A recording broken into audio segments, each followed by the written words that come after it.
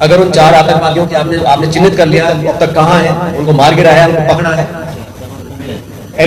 हमें लगा देश में संकट का समय है, पूरा देश एकजुट था और दिखना भी चाहिए। इसीलिए हम लोगों ने राहुल गांधी जी और खड़गे जी ने कहा कि विशेष सत्र पार्लियामेंट में बुलाइए ताकि एक आवाज निकले पूरे संसद से। लेकिन कोई तो कारण होगा कि मुझे अगर राष्ट्रपति बोल रहे हैं कि हम एक तीसरे मुल्क में जाकर कश्मीर के मसले पर चर्चा करना चाहते हैं कि एक आवाज निकलनी चाहिए, और इस लोकतंत्र के मंदिर से बेहतर क्या जगह हो सकती थी जहां पूरा देश एकजुट दिखता। सेना की बात, सेना किसी एक नेता, एक विचारधारा, एक पार्टी की नहीं है।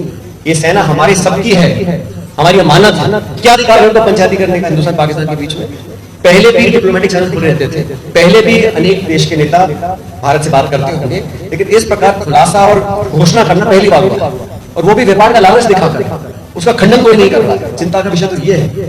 तो पूरा देश एकजुट है आज आतंकवाद के खिलाफ, और मैं तो कहता हूँ शरद पवार से जो आतंकियों को ताकत देने का काम करते हैं, उनको जड़ से खत्म करने का समय है। और मैं उम्मीद करता हूँ कि सरकार भी अपनी बात को रखे, ताकि जो मामले को कंफ्यूज करने की कोशिश कहीं से हो रही है उसमें स्पष्टता आए, और तुरंत एक विशेष सत्र संसद का प्रधानमंत्री को बुलाना चाहिए। ये चुप्पी तोड़नी पड़ेगी, और हम आलोचना नहीं करते हैं। हमने सरकार को समर्थन दिया, बिना शक के दिया। हम भी सवाल पूछ सकते थे, घुसपैठी वहां पे कैसे आए? अगर उन 4 आतंकवादियों की आपने चिन्हित कर लिया, अब तक कहां है, उनको मार गिराया, उनको पकड़ा है। एलओसी से 300-400 किलोमीटर पहलगाम पड़ता है, वहां तक वो लोग पहुंचे कैसे? हमें लगा देश पर संकट का समय है, पूरा देश एकजुट था और दिखना भी चाहिए। इसीलिए हम लोगों ने राहुल गांधी जी और खड़गे जी ने कहा कि विशेष सत्र पार्लियामेंट का बुलाइए ताकि एक आवाज निकले पूरे संसद से कि पूरा देश एकजुट है देश की अखंडता एकता के लिए और पाकिस्तान समर्थित आतंकवादियों को जड़ से खत्म करने के लिए। कश्मीर पर आप मध्यस्थता के लिए आप मना कर रहे हैं, लेकिन कोई तो कारण होगा कि मुझे अगर राष्ट्रपति बोल रहे हैं कि हम एक तीसरे मुल्क में जाकर कश्मीर के मसले पर चर्चा करना चाहते हैं। इन सब बातों पर विराम लगाने के लिए एक विशेष सत्र, अरे बहुत कम छोटे मुद्दों पर विशेष सत्र बुलाए जाते हैं। अगर एक स्पेशल सेशन बुलाया जाता, और 1994 में जब नरसिम्हा राव जी की सरकार थी, तब पीओके को वापस लेने का एक सर्वसम्मति से लोकसभा राज्यसभा में प्रस्ताव पारित हुआ था। क्योंकि इतना कुछ धुंधला करने की कोशिश की जा रही है प्रोपेगेंडा के माध्यम से, ये सही समय था कि देश की एक आवाज निकलनी चाहिए, और इस लोकतंत्र के मंदिर से बेहतर क्या जगह हो सकती थी जहां पूरा देश एकजुट दिखता। हम वहां पर देश की अखंडता की बात करते हैं, पीओके को वापस लेने की बात करते हैं। तो जो डेलीगेशन आज गया है, ये सत्र बुलाने के बाद, उस प्रस्ताव के पारित करने के बाद अगर जाता, तो और ज्यादा वजन इस डेलीगेशन को मिलता अपनी बात रखने का। तो सरकार को स्पष्ट करना चाहिए, और हर बात में आप सेना की बात, सेना किसी एक नेता, एक विचारधारा, एक पार्टी की नहीं है।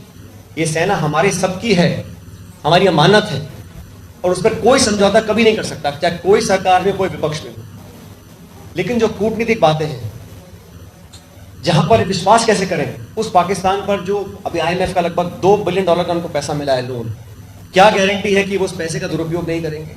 जो हमने 9 आतंकवादी ठिकाने ध्वस्त किए हैं, क्या उनको 100 किलोमीटर अंदर जाकर दोबारा नहीं बनाएंगे?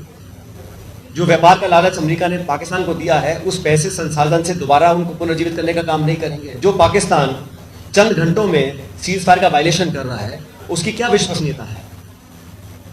आखिरकार जब सीज फायर किया है तो कुछ तो आश्वासन में लिया होगा ना उनसे।